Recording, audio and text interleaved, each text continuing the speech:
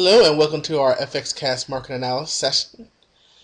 To prepare for our current trading session, we're going to review what happened in the prior session and look at each pair and check out their daily trends. We're going to identify support and resistance price levels. We will look and create a low volatility watch list. From this, we'll try to create a couple if-then scenarios for the market, and then we'll also look and see how the economic calendar affects our currency pairs.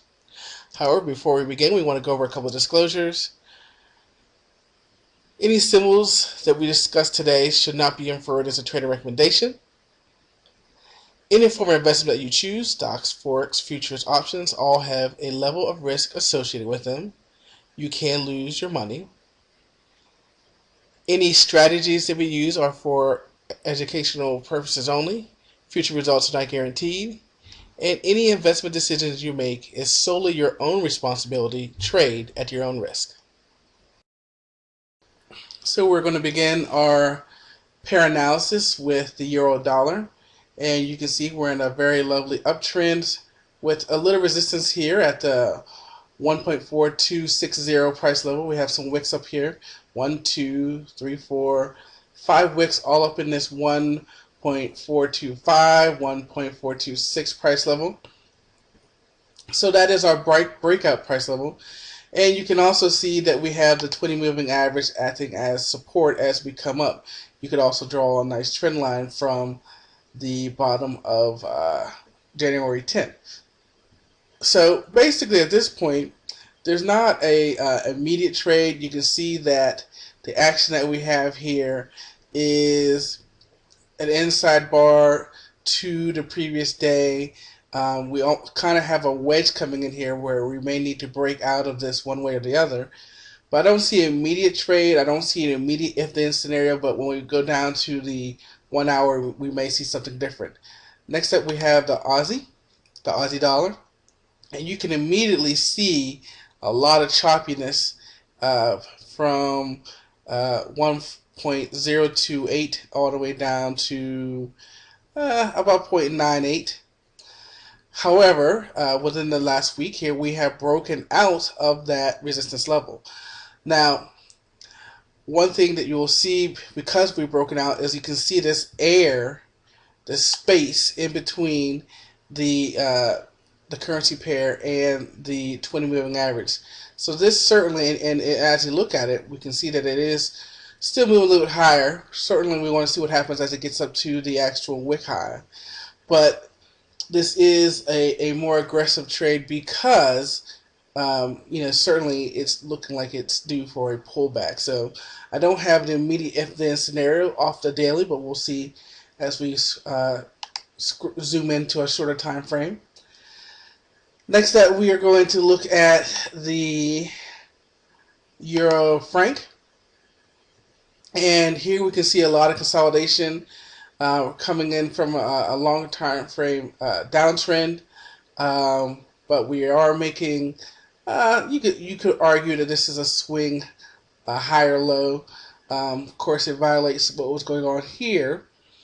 And so the question is, are we going to go back and retest this swing high? We certainly have room to go before we get up to the 200 moving average. So our daily chart looks good.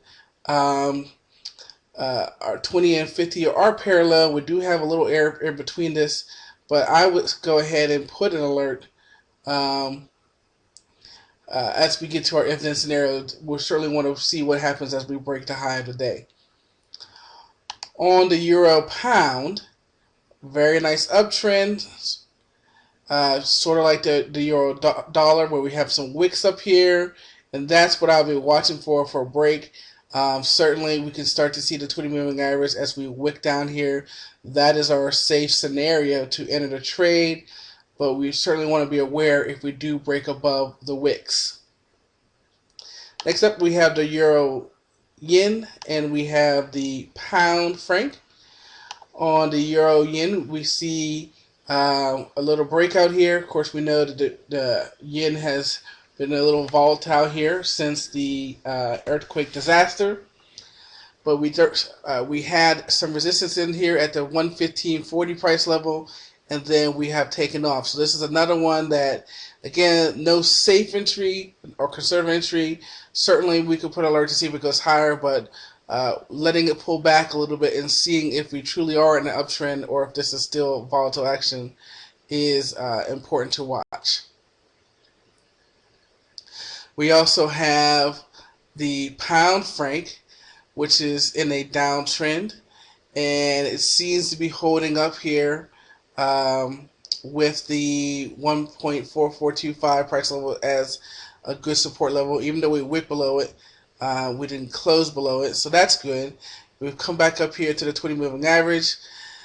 When you look at it, you don't really see the 20 and the 50 here being respected too much. It's going right through it multiple times.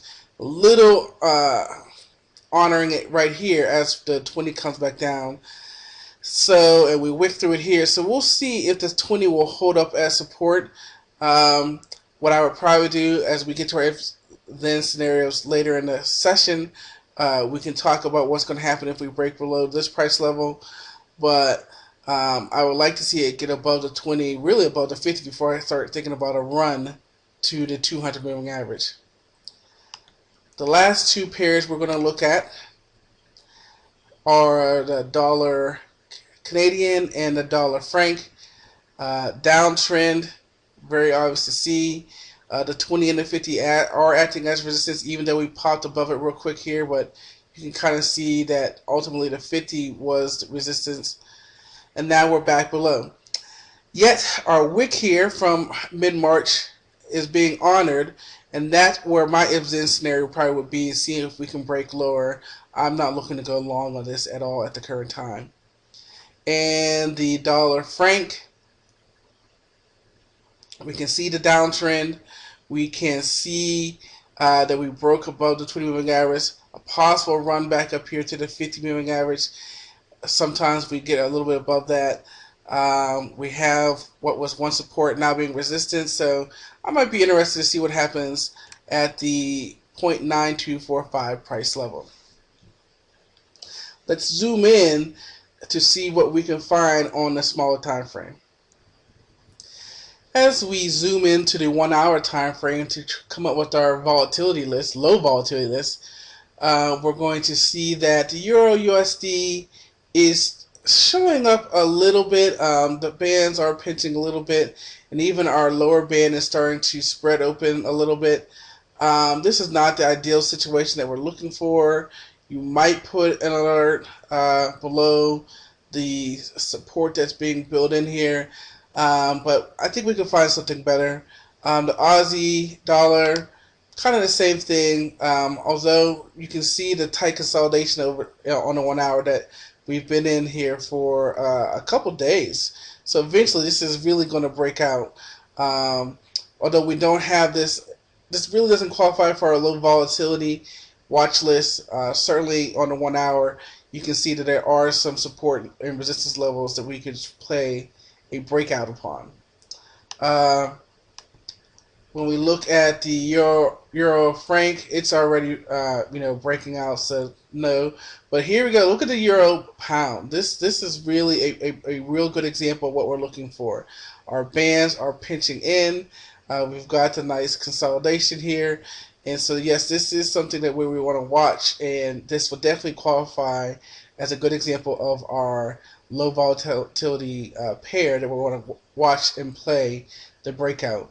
I mean, obviously you can see here as we consolidated and our bands pinched all the way down, and then we broke higher. So that's the same thing that we're looking for here. So the euro pound is definitely at the top of our low volatility list for right now. The euro yen doesn't qualify. The pound franc doesn't qualify. And our last two, a little more consolidation here on the U.S. Canadian.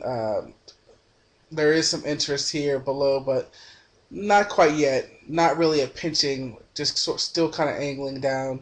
And the euro franc, the dollar franc does not qualify either. So right now, the only one that truly qualifies is the euro pound. And again, you can see When we did it here, eventually we broke lower, so there's some great trades there. We consolidated and then we broke higher, great series here. So that's the same thing we're looking for. As we consolidate in a band's pinch, when they begin to break apart, that's the trade. So the euro pound is our only true stock that qualifies for our low volatility watch list. As we pull up the All Forex website to look at the economic calendar, for right now, we're just going to look at our low volatility watch list, which is the euro pound. So we want to scroll through and see if there's anything that's going to affect that type of trade. And we're just going to keep scrolling down, and we can see a couple things coming in Germany. Also, we can see the Eurozone has a couple things, especially a high impact one here at 10 a.m. So that certainly can affect the trade. So we want to make sure that we're out of the trade, so that, or if we're not in the trade, we want to hold off so that we're not going to be whipsawed out by any emotional reaction to news. So we do have some news that can affect our low volatility watch list of the euro pound.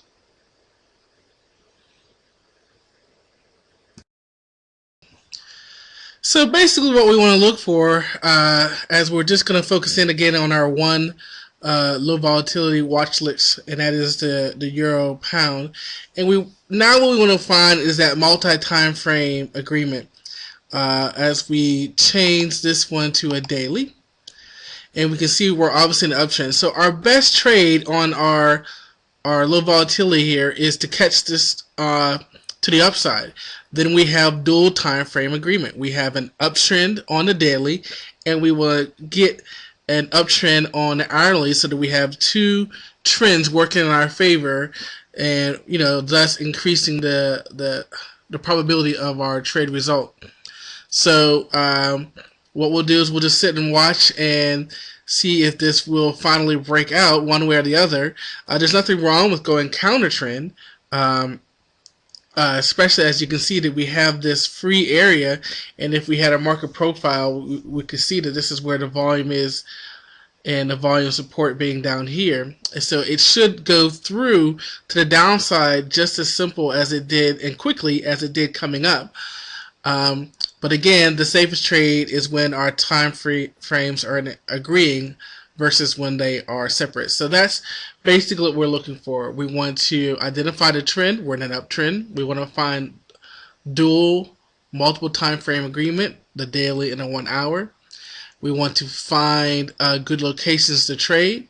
We want to have a trigger being a low volatility breakout, and then we want to manage the trade once in.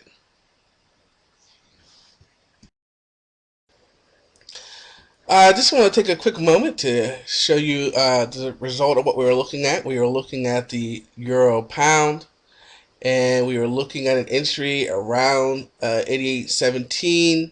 We did get that, and then we did get our 20-pip push down. For those people who have a looser stop or have a larger target, they could still be in the trade, but just want to show the result that what we were looking at, we got our Bollinger Band spread, we had our low volatility. Once we spread, we did make our move down for our 20 pips.